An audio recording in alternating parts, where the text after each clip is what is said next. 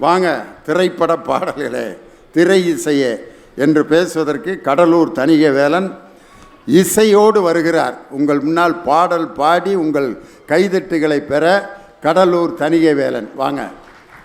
காதலையும் வீரத்தையும் இரண்டு கண்களாய் கொண்ட தமிழினமே, உங்கள் அனைவருக்கும் காதலர் தின வாழ்த்துக்களை தெரிவித்து என் உரையை துவங்குவதில் பெருமை கொள்கின்றேன். புத்தக திருவிழா வாழ்த்துக்கள் சொல்லுவாயாண்ணா, பூரா லவ்வாகவே மாறிட்டீங்களா எல்லாரும் சேர்ந்து? வயசுக்கு தகுந்த மாதிரி வாழ்த்துக்களை சொல்லி பழகிறோம் நடுவர்களே. விஜயகுமார் மகளை கட்டி கொடுக்க போகிறாரு. அவரே இவ்வளோ மூடில் இருக்கும்போது இப்போ தான் குழந்தைய பெற்றிருக்கான். அப்போ அவனுக்கு எப்படி இருக்கான் மூடு? தம்பி நொறுக்குடா, ஓ ஏரியா தான் இன்னைக்கு. நடுவர்களே, சில பேருக்கு வயிற்றுச்சல் இருக்கும். நமக்கு இதெல்லாம் கிடைக்கலையே அப்படின்னு வயிற்றுச்சல் படுறவங்க ஒரு சாரர். நமக்கு கிடைக்காததெல்லாம் அடுத்தவனுக்கு கிடைக்குதே அப்படின்னு வயிற்றுச்சல் படுறவங்க ரெண்டாவது வகை. இன்றைக்கி வேலண்டைன்ஸ் டே இல்லையா? விஜயகுமார் அண்ணன் காலையிலேருந்து பார்த்துருப்பாரு. பார்த்துக்கிட்டு இருந்த அந்த வயிற்றுச்சலை பூரா இன்றைக்கி மேடையில் வந்து கொட்டிக்கிட்டு இருக்கார். அதுவும் தமிழ் சினிமாவில் வந்த பாடல்களை எல்லாத்தையும் கொண்டு வந்து இலக்கியத்தில் மாற்றி வச்சுக்கிட்டு, எங்கள் இலக்கியத்தில் ஒரு கவிஞன் எப்படி சொன்னார் தெரியுமா, எங்கள் பாட்டில் சொன்னோம், அதை மாற்றி உங்கள் கவிதையில் நீங்கள் ஏமாத்துறீங்க அப்படின்றது தான் எங்களுடைய வாதம். வயிற்றுக்கும் தொண்டைக்கும் உருவமில்லாத ஒரு உருண்டையை உருளுகிறது. ஓ, இது நம்ம எங்கேயோ கேட்டிருக்கோமே, எங்கே கேட்டிருக்கோம் நான் உட்காந்து யோசிச்சுட்டு இருக்கேன். அப்புறம் தான் தெரியுது காதலன் படத்தில் பிரபுதேவாவுக்கு எழுதுனது. வாய்மொழியும் எந்தன் தாய்மொழியும் இன்னும் வசப்படவில்லையடி, வயிற்றுக்கும் தொண்டைக்கும் உருவம் இல்லாதொரு உருண்டையும் உருளுதடி, காத்திருந்தால் எதிர்பார்த்திருந்தால் ஒரு நிமிஷமும் வருஷமடி, கண்கள் எல்லாம் என்னை பார்ப்பது போல் ஒரு கலக்கமும் தோன்றுதடி. இன்னொரு சொன்னார் தெரியுமா, காதலித்து பாருங்கள், ஒன்று சொர்க்கம் இல்லை நரகம்.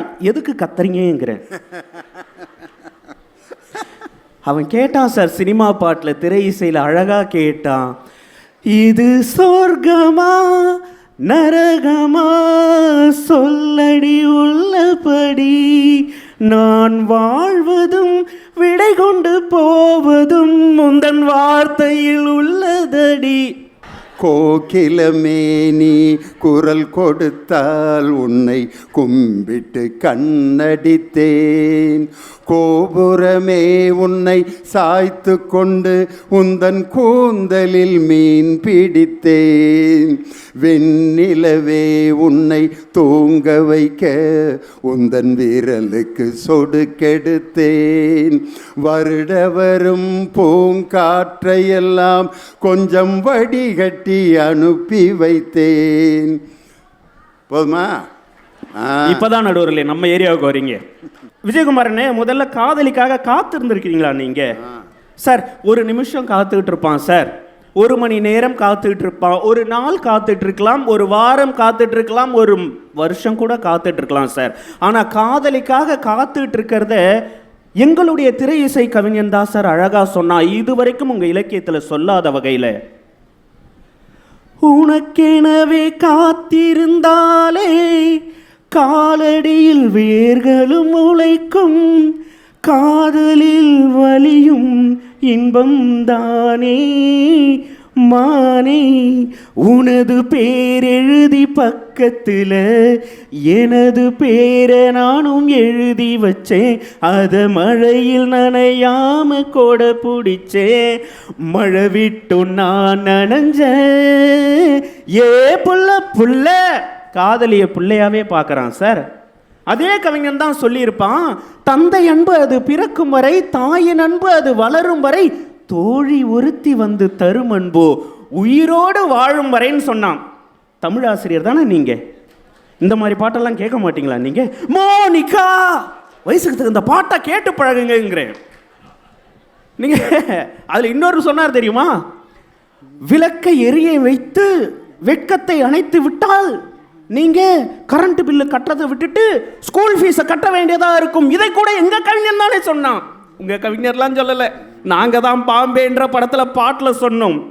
காட்டு முயலுக்கு பனி பிடிக்கும், கான குயிலுக்கு வெயில் பிடிக்கும், ஆணி வேருக்கு மண் பிடிக்கும், ஏப்பனுக்கு பெண் பிடிக்கும், அரசன் மகளுக்கு வால் பிடிக்கும், அழுத குழந்தைக்கு பால் பிடிக்கும், புருஷன் ஜாமத்தில் கணக்கையிலே பொம்பளைக்கு கிளி பிடிக்கும். அந்த பாட்டில் தான் கடைசி வரி வரும். விளக்கை அணைத்து விட்டு எப்படின்னு விளக்கை எரிய விட்டு வெட்கத்தை அணைத்து விடு அப்படின்னு சொன்னாங்க. நாங்கள் ஏதோ தாயை பற்றி தந்தையை பற்றி பாசமே இல்லாமல் வெறும் காதலை மட்டுமே கொண்டாடின திரை இசை பாடகர்கள் மாதிரி எங்களை அவ்வளவு குறை சொல்லிட்டு போயிட்டாரு. எங்களுடைய கவிஞர் தான் சார் எழுதினாரு. மன்னன் அப்படின்ற படத்தில் தாயின் பாசத்தை, தாயை எவ்வளவு கொண்டாட வேண்டும் நாங்கள் தான் சொன்னோம். விஜயகுமாரனை கேட்டிருக்கீங்களா? ஐயப்பன் கோயிலே அதை தான் பாட்டாக எழுதி கல்வெட்டில் செதுக்கி வச்சிருக்காங்களாம். பசும் தங்கம் புது வெள்ளி மாணிக்கம் மணி வைரம் அவையாவும் ஒரு தாய்க்கு ஈடாகுமா? விலை மீது விலை வைத்து கேட்டாலும் கொடுத்தாலும் கடை தன்னில் தாயன்பு கிடைக்காதம்மா. பொருளோடு புகழ் வேண்டும் மகனல்ல தாயே, உன்னருள் வேண்டும் எனக்கந்த வரம். போதுமே விஜயகுமார்னா, அம்மா என்று அழைக்காத உயிர் இல்லையேன்னு சொல்லி காலத்தை கடந்து நிற்கின்ற பாடல் எங்களுடைய திரை இசை பாடல். சிறைன்னு ஒரு படம் பார்த்துருக்கீங்களா நீங்கள்? லேட்டஸ்ட்டாக வந்துச்சு. நீலோத்தின்னா என்னன்னு தெரியுமா உங்களுக்கு? சார் நீலோத்தி அப்படின்னு ஒரு பாடல் சார், சத்தியமாக சொல்கிறேன் சார், இது வரைக்கும் எத்தனையோ பாடல்களை கேட்டிருக்கேன். அந்த படத்தில் கதாநாயகன் தன்னுடைய அறியாமையினால் ஒரு அசம்பாவிதம் நடந்து ஜெயிலில் 5 வருஷமாக விசாரணை கைதியாக மட்டுமே இருக்கான் சார்.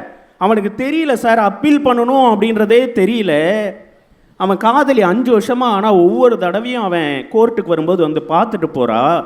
கவிஞன் எழுதியிருக்கான் சார், எவ்வளவு அழகாக எழுதியிருக்கான் தெரியுமா?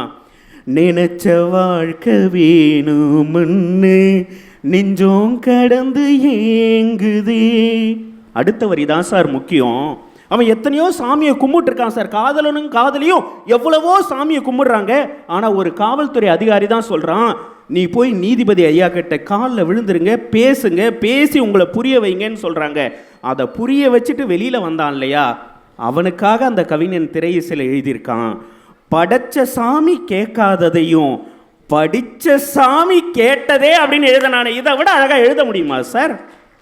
எல்லோரையும் போல நல்லாறு போனாலே நீதி தரும் சேதி வரும் நமக்குண்டு அழகிய எதிர்காலம்.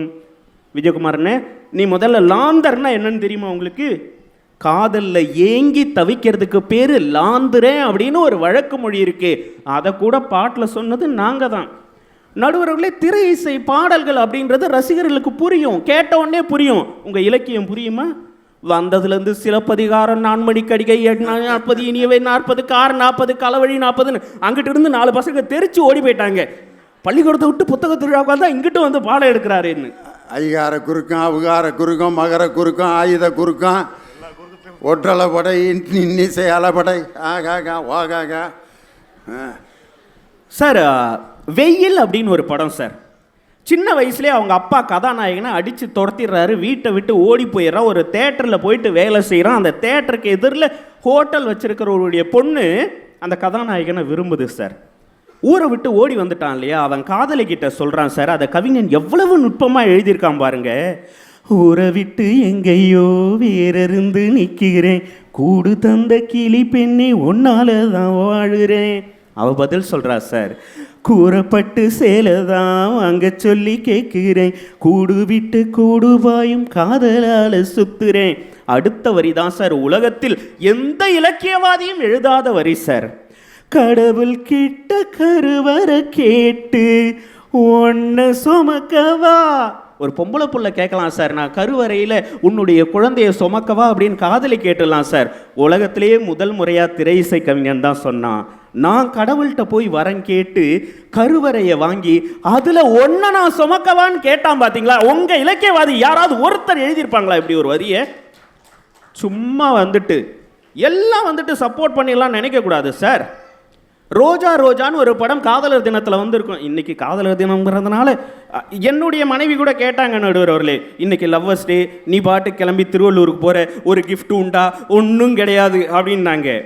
அப்படி கேட்கின்ற அத்தனை மனைவிகளுக்கும் கணவர்கள் சொல்ல வேண்டிய ஒற்றை பதிலை நான் எழுதிட்டு வந்திருக்கேன். இதை எழுதி வச்சுட்டு போய் நீங்கள் வீட்டில் சொல்லுங்கள்.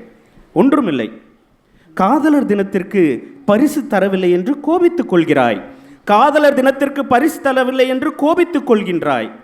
இந்த ஜென்மத்தில் காதலிப்பவர்களுக்கு மட்டும்தானடி பரிசுகளும் கொண்டாட்டமும்.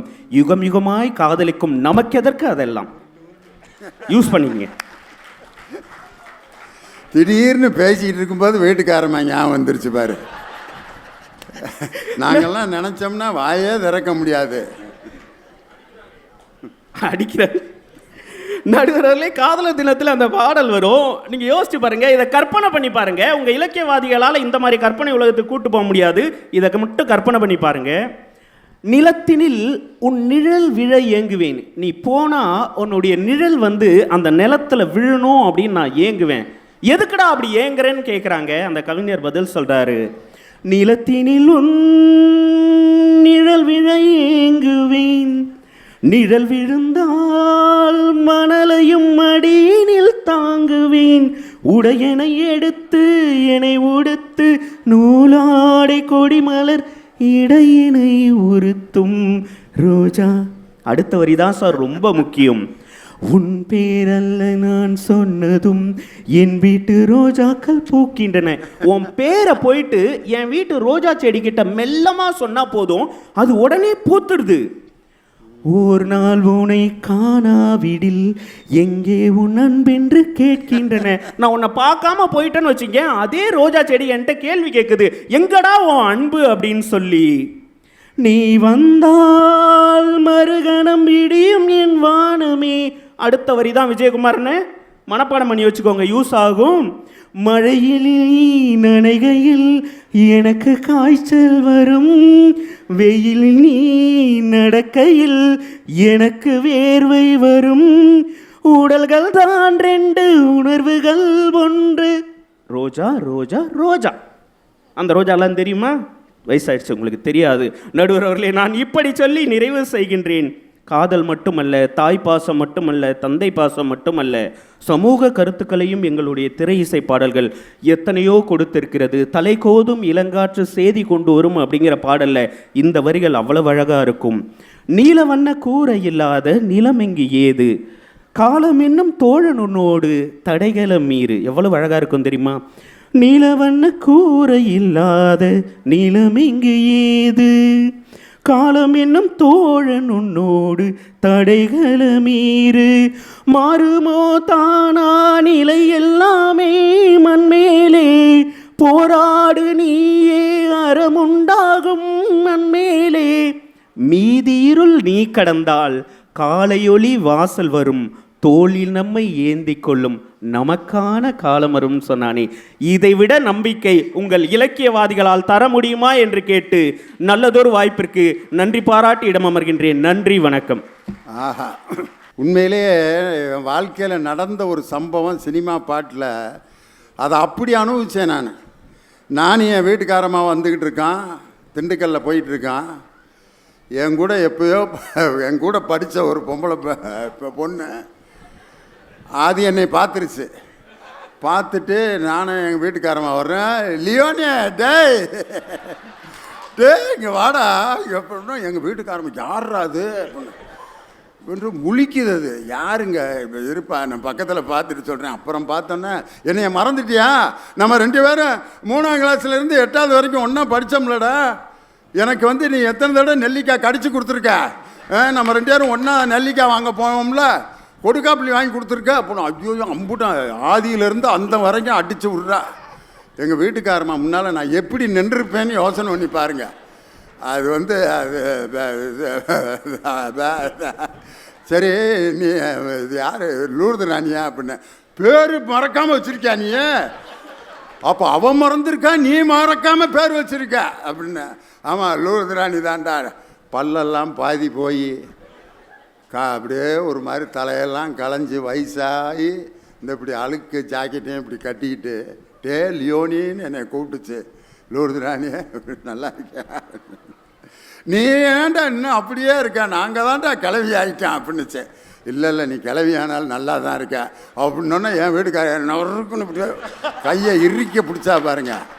நானும் லியோனிய ஒன்றாவே தான் இருப்பான், என்னை விட்டுட்டு போகவே மாட்டான்னா பாரு. ஐயோ செத்தமுடா அன்னைக்கு அவ்வளோதான் முடிஞ்சிடான்ட்டு. இதே காட்சி இதில் ரஜினிகாந்த் என்ன கபாலியா காலா படத்தில் ரஜினியோட பழைய லவ்வர் ஸ்கூட்டரில் வரும், ஈஸ்வரி ராவும் ரஜினி இப்படியே உட்காந்துருப்பாங்க. அப்போது ஒரு பாட்டு ரஜினியோட மனநிலைக்கு ஒரு பாட்டு அந்த கவிஞர் உமாதேவிங்கிற கவிஞர், ஜே தீபா அந்த கவிஞர் பேர் எழுதியிருக்காங்க. ஆகாயம் சாயாம தூவானமேது ஆராம ஆராம காயங்களேது கண்ணம்மா கண்ணம்மா கண்ணிலே என்னம்மா. எனக்கு அடுத்த வரி தான் ரொம்ப பிடிக்கும். மீட்டாத வீணை தருகின்ற ராகம் கேட்காது பூங்காந்தலே ஊட்டாத தாயின் கணக்கின்ற பால் போல் என் காதல் இருக்கின்றதே. ஊட்டாத தாயின் கணக்கின்ற பால் போல், ஒரு தாயால் ஊட்ட முடியாத பால் அந்த கணக்கு அப்படியே கனமாக இருக்கிற நேரத்தில் எப்படி இருக்குமோ அந்த நிலை எனக்கு விட்டதேன்ட்டு. அந்த நிலமையில தான் நான் இருந்தேன் அன்னைக்கு, பாடாப்பட்டு. அதுக்கப்புறம் ஒரு வார்த்தை சொன்னதுனால தப்பிச்சேன். இங்கே பாரு, எனக்கு மட்டும் ஒரு பையன் மட்டும் பிறந்திருந்தான்னா ஓம் பிள்ளையே தாண்டா நான் கட்டியிருப்பேன்னா. அப்பா அன்னை முறை வருதில்ல, அப்போ தான் எனக்கு உசுரே வந்துச்சு. இவ்வளோ நாளாக என்னை அண்ணன் நினச்சிருக்கா அப்படின்னு சொன்னேன். நீ ஏதோ சிக்னல் கொடுத்துருக்க, அதனால தான் அவள் அப்படி சொல்கிறா அப்படின்னு அப்பயும் நம்ப மாட்டேங்கிறான். காரணம், எவ்வளோ வயசானாலும் தன் கணவன் தனக்கு மட்டும்தான் சொந்தமாக இருக்கணுங்கிற அந்த பொசசிவ்னஸ் ஒரு பெண்ணுக்கு இருக்கிறது. அதுதான் குடும்ப வாழ்க்கையினுடைய மிகப்பெரிய ஆழமான அன்பின் அடையாளமே. அதுதான் எங்கள் வீட்டுக்காரர் எனக்கு மட்டும்தான். அதனால தான் காதலர் தினத்தன்னைக்கு நான் உன் கூட வரலனாலும் நான் சொல்கிற பாட்டையாவது அங்கே நீ பாடிட்டு வா அப்படின்ட்டு அதுக்கு பிடிச்ச பாட்டை சொல்லி விட்ருக்கா. அதனால் தீர்ப்பில் அந்த பாட்டை நான் பாடுவேன். அது எந்த பாட்டுன்னு நீங்கள் கண்டுபிடிச்சிடலாம். காரணம், நம்ம முதலமைச்சரை சுசீலா அம்மாவுக்கு டாக்டர் பட்டம் கொடுத்துட்டு சுசீலா அம்மாவை ஒரு பாட்டு பாட சொல்லி என்ன பாட்டு சொல்லி கேட்டார் தெரியுமா? முதல்ல நீராறும் கடலுடுத்த 2 பேரும் சேர்ந்து பாடினாங்க. நீராறும் கடலுடுத்த முதலமைச்சர் பாடினார், சுசீலா அம்மா வேறு ஏதாவது பாட்டு கேளுங்க அப்படின்னு முதல்வரை கேட்குறாங்க. சுசீலா அம்மாட்ட அவர் நேர் விருப்பம் கேட்டார். என்ன பாட்டு தெரியுமா? நீ இல்லாத உலகத்திலே நிம்மதி இல்லை. சுசீலா அம்மா பாடினாங்கம்மா. நீ இல்லாத உலகத்திலே நிம்மதியில்லை, உன் நினைவில்லாத இதயத்திலே சிந்தனையில்லை. காயும் நிலாவானில் வந்தால் கண்ணுறங்கவில்லை, உன்னை கண்டு கொண்ட நாள் முதலாய் பெண்ணுறங்கவில்லை, கண்ணுறங்கவில்லை. நீ இல்லாத யாரு முதலமைச்சருக்கு எப்படிப்பட்ட பாட்டு பிடிச்சிருக்க? நீ இல்லாத உலகம். அனைமா சிஎம் நேரம் வீட்டில் பாடிக்கிட்டு இருப்பாருன்னு நினைக்கிறாரு. யார்? தனிகவேல். நாகநந்தினி என்னை பேச விடுவீங்களா இல்லையா? நீங்களா மூடு பாடிக்கிட்டே இருக்கீங்களே அப்படின்ட்டு. வாங்கம்மா. லியோனி ஆகிய நான் என்று 50 வருட பொன் விழாவை, அது எப்படி இலக்கியம் என்ற அருமை தமிழை எளியோருக்கு புரியக்கூடிய வகையில், பட்டி தொட்டி எங்கும் பாமரரும் அறியக்கூடிய வகையில் அந்த பட்டிமன்றத்தை கொண்டு செலுத்திய எங்களுடைய பாசத்திற்கும் வணக்கத்திற்கும் உடைய நடுவர் ஐயா அவர்களுக்கு முதற்கண் முத்தாய்ப்பான வணக்கத்தை தெரிவித்துக் கொள்கிறேன். நாம் பட்டிமன்றம் பேச ஆரம்பித்து 50 ஆண்டுகள் முடிவடையுது. பேராசிரியர் வைத்தியலிங்கம் அவர்களுடைய தலைமையில் பட்டிமன்றம் பேச ஆரம்பித்து 50 ஆண்டுகள் இந்த ஆண்டோட முடிவடையுது. அந்த 50 ஆண்டுகள் முடிவடைந்து நான் முதலில் பேசுகின்ற பட்டிமன்றம் இந்த திருவள்ளுவருடைய புத்தக திருவிழாவில் தான். அது உண்மையிலே எனக்கு ஒரு மிகப்பெரிய மகிழ்ச்சி. கலைவாணர் அரங்கத்தில் அதற்கான ஒரு எளிய விழா ஒன்று நடந்தது. அதுக்கு நம்ம மாண்புமிகு துணை முதலமைச்சர் அவர்களும் திரைப்பட நட்சத்திரங்கள், எனக்கு நடுவர்களாக இருந்த ஐயா சுகி சிவம், ஞானசம்பந்தம் எல்லாரும் என்னை வாழ்த்தினார்கள்.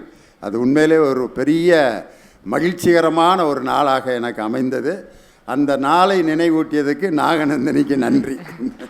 மொழிக்காக மாநிலங்களை பிரிக்க போறாங்கன்னு தெரிஞ்ச போது, திருத்தணியை ஆந்திரா கொண்டு போகும்னு நினைச்ச போது, அதெல்லாம் இல்லை, திருத்தணி முருகர் தமிழ் கடவுள், எங்களுடைய கடவுள்னு மீட்டு கொண்டு வச்சிருக்கிற மக்கள் முன்னாடி இலக்கியெல்லாம் இல்லை, திரை இசைன்னு பேச 2 பேர் பார்த்தா சிரிப்பா வருது. திருத்தணி சாதாரண இடம் இல்லை, முருகன் லவ் பண்ண இடம், வள்ளியை மனமுடித்த இடம். எது?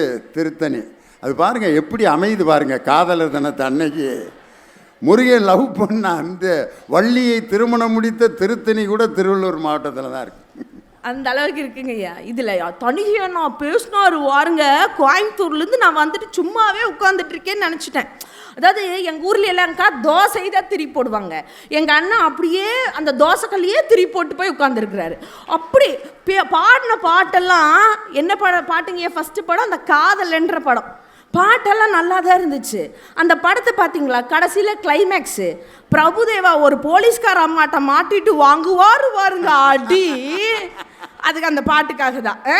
அதுக்கப்புறம் மன்மதன் படத்தில் காதல் வளர்த்தேன், அது ஒரு சைக்கோ படம். கடைசியில் அந்த பையன் இருப்பானா இல்லையானே தெரியாது. காதல்னாலே அது ஒரு சைக்கோ தானங்க. அதனால தான் காதலை பற்றி ஒரு கவிஞர் எழுதினார், இஷ்டப்பட்ட இருவர் சேர்ந்து கஷ்டப்படுவதற்கு பெயர் தான் காதல். எப்படி? கரெக்டு தாங்க.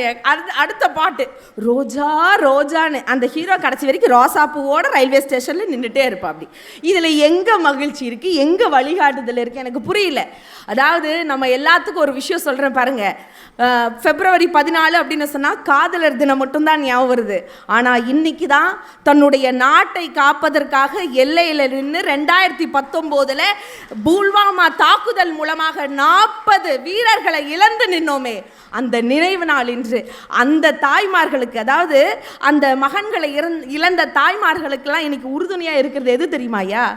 ஈன்ற பொழுதிலும் பெரிதுவக்கும் தன் மகனை சான்றோன் என கேட்ட தாய்ங்கிற இலக்கணம் மட்டும்தான் துணை நிற்கும்னு சொன்னா இதையெல்லாம் எப்படி எனக்கு புரியல. சரி, இன்னைக்கு எல்லாரும் ஒரு குட்டி ஸ்டோரி சொல்றாங்க. நான் ஒரு ஸ்டோரி சொல்லட்டுமா? காளிதாசன் எல்லாத்துக்கும் தெரிஞ்சிருக்கும், எங்கேயோ கேள்விப்பட்ட மாதிரி இருக்குதுமா, அப்படிதானே? பரவாயில்ல, தட்டி எழுப்புங்க. காளிதாசன் அப்படிங்கிறவர் ஒரு பெரிய ஒரு மகா கவியரசர், கவிஞர்.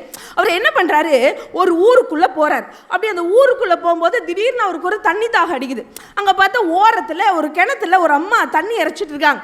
தண்ணி இறைச்சிட்டு இருக்கும்போது இவருக்கு தண்ணி தாக அடிக்குது. அந்த அம்மாட்ட போய் கொஞ்சம் தண்ணி கொடுங்கன்னு கேட்குறாங்க. அந்த அம்மா கேட்குறாங்க, உங்களை இது வரைக்கும் இந்த இடத்துல பார்த்ததே இல்லையே, நீங்கள் யார் அப்படின்னு கேட்டோன்னே, அவர் பெரிய கவிஞர் தான், புலவர் தான், மகாகவி தான், இதெல்லாம் சொன்னால் அந்த அம்மாவுக்கு புரிவா போகுது. அந்த அம்மா ஒரு கிராமத்தில் இருக்கிற அம்மா, இதையெல்லாம் போய் எதுக்கு சொல்லணும், நான் ஒரு வழிபோக்கமா, தண்ணி கொடு அப்படின்னு சொல்லி கேட்டோன்னா அந்த அம்மா சொல்லிச்சு, வழிபோக்கனா இந்த உலகத்திலேயே 2 பேர் தான்ப்பா வழிபோக்கன், ஒன்று சூரியன், இன்னொன்று சந்திரன். ஏன்னா இவங்க 2 பேர் தான் வந்த வழி தவறாமல் டெய்லி வந்துட்டு போயிட்டு இருக்காங்க. ஆக நீ வழிபோக்கனா இல்லை, வாய்ப்பு இல்லை அப்படின்னு சொல்லிடுச்சு. இவருக்கு ஒரு நிமிஷம் அதிர்ந்து போச்சு. சரி, அப்படின்னா என்னை விருந்தாளின்னு நினச்சிக்குவேன் அப்படின்னு சொல்கிறாங்க. விருந்தாளியா? தமிழ் இலக்கியப்படி விருந்தாளி அப்படின்னு சொன்னால் நல்லா நோட் பண்ணிக்கோங்க, சொல்லாமல் வரணுமா, சொல்லிட்டு வந்தாலே நம்மளாம் வீட்டு விட்டு ஓடி போயிடுவோம். இதில் தமிழ் இலக்கியப்படி எப்படின்னா சொல்லாமல் வீட்டுக்கு வர்றதுக்கு பேர் தான் விருந்தாளியா. அப்படி நினச்சிட்டு தண்ணி கொடுன்னு கேட்கும்போது அந்த அம்மா சொல்லுது, சொல்லாமல் வீட்டுக்கு வர்றவங்க தான் விருந்தாளி. அப்படின்னு பார்த்தாலும் இந்த உலகத்தில் 2 பேர் தான் அப்படி வருவாங்க, ஒன்று மரணம், இன்னொன்று நோய். இதை பார்த்தா இந்த 2 மாதிரி உன்னை பார்த்தா தெரியல, கொஞ்சம் ஏதாவது பேசாமல் நீ யாருன்னு தெளிவாக சொல்ல அப்படின்னோடனே, சரி இன்னும் இவர் கொஞ்சம் டெஸ்ட் பண்ணலான்னு யோசிச்சுட்டு காளிதாசன் அடுத்தது சொல்கிறார், என்னைய ஒரு பிடிவாதக்காரன் நினச்சிக்குவேன், இப்போ தண்ணி கூட, தண்ணி தாகம் அடிக்குது அப்படின்னோடனே, பிடிவாதக்காரனா இந்த உலகத்தில் அந்த அம்மா அந்த ரெண்டை விடுற மாதிரி இல்லை, 2 பேர் தான் பிடிவாதம் ஜாஸ்தியாக இருக்கும். ஒன்று நகம், இன்னொன்று தலைமுடி. ஏன்னா இதுதான் வெட்ட வெட்ட வளர்ந்துக்கிட்டே இருக்கும் பிடிவாதமாக. அப்படின்னு சொன்னோன்னே காளிதாஸ் என்ன பண்ணுறாரு, அம்மா தாயே என்னை விட்டுருமா, தெரியாமல் உங்ககிட்ட வந்து விளையாண்டுட்டேன், என் பேர் தான்மா காளிதாசன், என்னைய பெரிய கவிஞர்னு சொல்லுவாங்கன்னு சொல்லி முழுசாக சரண்டர் ஆகிறாங்க. இந்த கதையை கேட்டோன்னே எனக்கு ஒரு விஷயம் ஞாபகம் வந்துச்சுங்க. புறநானூற்றில் சொல்லியிருக்காங்கல்ல, பெரியோரை வியத்தலும் இளமே, சிறியோரை இகழ்வது அதனினும் இளமே. இதையே நம்ம பிள்ளைங்களுக்கு சொல்லி கொடுத்தா இதுதானே சார் வாழ்க்கைக்கு மிக சிறப்பாக இருக்கும். யோசிக்கணும். இப்போ அண்ணன் பாடினார் இல்லையா, நிறையா பாட்டு, ஐயா கூடி பாடினார். பெண்கள் அப்படின்னு சொன்னாலே என்ன மாதிரி பாட்டெல்லாம் பாடினாங்க, நிலவு, வான், முகில், காற்று, மேகம். நம்மளாம் தீயா வந்தால் யாரும் ஒத்துக்கவே மாட்டாங்க. ஆனால் ஒரு விஷயம் நல்லா பாருங்க, இன்னைக்கு 21ஆம் நூற்றாண்டுன்னு சொல்கிறோம், இன்னைக்கு கூட பெண் கவிஞர்களும் எழுத்தாளர்களும் குறைவாக தான் இருந்தாங்க. ஆனால் சங்க காலத்திலேயே பெண் எழுத்தாளர்கள் அதிகம் அப்படிங்கிறத ஔவை நடராசன் அப்படிங்கிறவர் பிஹெச்டி தீசிஸ் பண்ணி லிஸ்ட் போட்டு காமிச்சிருக்காரு. அதற்கு அர்த்தம் என்ன, பெண்கள் என்பவர்கள் அன்னைக்கே படிப்பிலையும் அறிவிலையும் ஆளுமையிலையும் சிறந்தவர்களாக விளங்கி இருக்கிறாங்கன்னு சொன்னது. நானும் ஒரு சினிமா பாட்டு பாடணும்னு நினைக்கிறேன். ஏன்னா இவங்க மட்டும்தான் பாடுவாங்களா, நானும் ஒரு பாட்டு பாடுறேன். நங்கை நிலாவின் தங்கை, மங்கை நிதானி செங்கை, உன்னை பார்த்ததும் ஊரை விட்டு ஆங்கிலம் ஓடி போனதென்ன, சேராய் செம்மொழி செந்தமிழ் தான் என் மொழி இன்றே ஆனதென்ன, மந்தாகினி மங்கனினி சிந்தாமணி வா வா அம்சவேணி, நீ பௌர்ணமி வாரதினி மிர்நாளினி, நீ என் சொற்பராணி. இதில் பார்த்தீங்கன்னா ஒரு இடத்துல கூட பெண்களை இழிவாக சொல்லியிருக்க மாட்டாங்க. ஏன்னா எழுதின கவிஞர் அப்பேற்பட்ட கவிஞர் பேரரசர் வாலி அவர்களினுடைய கைவண்ணத்தில் உருவான பாடல். இதில் சொல்லப்பட்ட அனைத்து வார்த்தைகளும் இலக்கியத்தில் வந்த சொற்கள் தான். இதில் சொல்லியிருப்பாங்க நங்கை, யாரோட நங்கைங்கிற அவங்களுடைய காதலி நிலாவோடைய தங்கை அப்படின்னு அதில் குறிப்பிட்டிருக்கும். ஒரு பெண்மகள், அதாவது தமிழ் பெண்ணை பார்த்தா அங்கே இருக்கக்கூடிய ஆங்கிலம் கூடி ஓடி போயிருன்ற அளவுக்கு வர்ணிச்சிருப்பார். அது எல்லாத்துக்கும் மேலே மந்தாகினி அப்படிங்கிற அந்த வார்த்தை அயோத்தியா காண்டத்தில் ராமர் அவர்கள் சீதை கிட்ட காமிப்பாங்க, அது ஒரு அழகான நதியினுடைய பேர். அதே மாதிரி சிந்தாமணி அப்படிங்கிறது சீவக சிந்தாமணி. அதில் இருக்கக்கூடிய அம்சவேணி அப்படிங்கிற அந்த சொல் குண்டலகேசியில் வரக்கூடிய ஒரு பெயர். பௌர்ணமி எல்லாத்துக்கும் தெரியும், முழு நிலவு. அதே மாதிரி மிர்நாளினி அப்படிங்கிறது அது தாமரையினுடைய தண்டு மாதிரி தன்னுடைய அந்த மேனி இருக்கு அப்படிங்கிறத பறைசாற்றக்கூடிய விதத்தில் இலக்கியத்தினால தான் அவங்களுடைய திரை இசையே வாழுதுங்கிறத நீங்கள் புரிஞ்சுக்கணுங்க. அதுக்காகவே இந்த ஒரு விஷயம். நிறைவா இன்னைக்கு காதலர் தினம் எல்லாரும் பேசிட்டாங்க, நாங்களும் எங்கள் பங்குக்கு சொல்லணும்ல. எங்களுடைய தலைவனும் தலைவியும் எப்படி காதலிச்சாங்க தெரியுமா? பாரதிதாசன் அவர்கள் அழகாக சொல்லியிருப்பார் குடும்ப விளக்குன்ற ஒரு விஷயத்தில். நாங்கள்லாம் உங்களை மாதிரி சும்மா ஒருத்தருக்கு ஒருத்தர் மட்டும் விரும்புறதில்லை. எங்களுடைய குடும்பம் எப்படி வளருதோ அப்படி தமிழ் வளரணும், தமிழ்நாடு வளரணும்னு நினச்ச அன்னைக்கே எழுதியிருந்தாங்க ஐயா. வரும்படி விகிதப்படி நான் தரும்படி வாக்களித்தபடி கணக்கில் திங்கள் தோறும் கரம்படி வீதி தமிழ் கழகத்தார்கள் கடைப்படியை மிதித்து விட்டார் எண்ணி வைப்பார், பெரும்படியாய் செய்வதுண்டோ படிக்கணக்கை பேசிவிட்டால் கண்டபடி. அப்படியா, அறியாதபடியா சொன்னேன், நாம் தமிழர் படிப்படியாய் முன்னேற்றம் எப்படியாய் பெறுவாராயின் இப்படியில் கீழ்ப்படியில் இரார்கள் என்றோ, மெய்ப்படி அறிஞர் சொற்படி நடந்தால் மேற்படியார் செப்பியபடி விந்தை பிறக்கும், எப்படிக்கு முதல் படியாய் தமிழ் படியே இருக்க வேண்டும். இதை நம்ம உணர்ந்தாதான் இன்னைக்கும் என்னைக்குமே ஒரு மனிதர்களுக்கு வழிகாட்டியாகவும் அது நிறைந்த மகிழ்வை தரக்கூடிய ஒரு விஷயமாகவும் இருப்பது நம்மளுடைய முன்னோர்கள் நமக்கு கொடுத்த இலக்கியமே இலக்கியமே இலக்கியமே என்பதை ஆணித்தரமாக கூறி வாய்ப்பளித்த அனைத்து நல்ல நெஞ்சங்களுக்கும் நன்றி பாராட்டி இடம் அமர்கிறேன். வாழ்க வளமுடன். உண்மையிலேயே வாழ்க்கையில் எல்லாமே நடக்கும். ஒரு பையன்கிட்ட கேட்டேன், திருமணத்துக்கும் மரணத்துக்கும் என்னடா வித்தியாசம், என்னடா ஒற்றுமைன்னு. சார், ஒற்றுமையை முதல்ல சொல்கிறேன் சார். திருமணத்துக்கும் பந்தல் போடுவாங்க சார், மரணத்துக்கும் பந்தல் போடுவாங்க சார். திருமணத்துக்கும் சாப்பாடு போடுவாங்க சார், மரணத்துலேயும் சாப்பாடு போடுவாங்க சார். திருமணத்துக்கும் சொந்தக்காரங்களுக்கெல்லாம் சொல்லி விடுவாங்க சார், மரணத்துக்கும் சொந்தக்காரங்களுக்கெல்லாம் சொல்லி விடுவாங்க சார். வேறு என்னடா, சார் ஒற்றுமையை சொல்லிட்டேன், வேற்றுமை சொல்லிட்டா சார். சொல்கிறா, திருமணத்தில் சந்தோஷமாக இருப்பாங்க சார், மரணத்தில் வேதனைப்படுவாங்க சார். ஓகேடா, ரொம்ப டாப்புடா. ஒரே ஒரு வேறுபாடை மட்டும் விட்டேன் சார். சொல்கிறா, சார் முதல் இரவில் பூவை மேலே போட்டு நம்ம மேலே படுத்திருப்போம் சார். கடைசி இரவில் நம்மளை படுக்க போட்டு பூவை மேலே போட்டிருப்பாங்க சார். டே ஐயா, எப்பட்றா அப்படின்னு எப்படி சிந்திச்சிருக்கான் பாருங்க. பூ கீழே மனிதன் மேலே, அதுதான் முதல் இரவு. மனிதன் கீழே பூ மேலே, அதுதான் கடைசி இரவு. இதை இலக்கியத்தில் அன்னைக்கே சொன்னான் பாருங்க. ஓர் இல் நெய்தல் கரங்க, ஓர் இல் முழவின் பனி ததும்ப. ஒரு வீட்டில் கல்யாணம், இன்னொரு வீட்டில் டெத்து, பக்கத்து வீடு. எப்படி இருக்கான் அவன் வந்து மாங்கல்யம் தந்து நானே நம ஜீவன கேசுனாங்கிறப்ப ஐயோ போயிட்டு ஏயா அப்படிங்கும்போது அந்த தாலி கட்டுறவனுக்கு எப்படி இருக்கும், என்னடா அது. இது அப்படியே ஒரு படமாக எடுத்தாங்க பாருங்க. தலைவர் தம்பி தலைமையில், பக்கத்து வீட்டில் இளவு தம்பிராமையா தான் டெத்து, இந்த பக்கம் இளவரசு அவர் வீட்டில் கல்யாணம். என்ன அக்கிரமம் ஆயிரும் பாருங்க. இந்த ஒரு இலக்கிய வரியை வைத்து ஒரு சினிமாவே எடுத்தான் பாருங்க. ஓர் இல் நெய்தல் கரங்க, ஓர் இல் முழவின் பனி ததும்ப, இன்னாதம்ம உலகம். உலகம் என்றாலே துன்பம் நிறைந்தது தான், ஆனால் இன்பம் காண்பர் அதன் இயல்பு உணர்ந்தோரே அப்படின்னு நாம் பாருங்க. அதாவது நல்லது, துன்பமும் இன்பமும் வாழ்க்கையில் இரண்டு கண்கள் மாதிரி பிரிக்க முடியாது. இதற்கு நடுவில் ஒரு மனிதன் மகிழ்ச்சியாக இருக்கிறான்னா இந்த உலகத்தின் இயல்பை உணர்ந்தவனால் தான் மகிழ்ச்சியாக இருக்க முடியும் சொன்ன தமிழ் இலக்கிய மாதிரி உலகத்தில் வேற யார் சொல்லியிருக்கா கேட்டார். பதில் சொல்லணும் வாங்க. கவிஞர் இனியவன்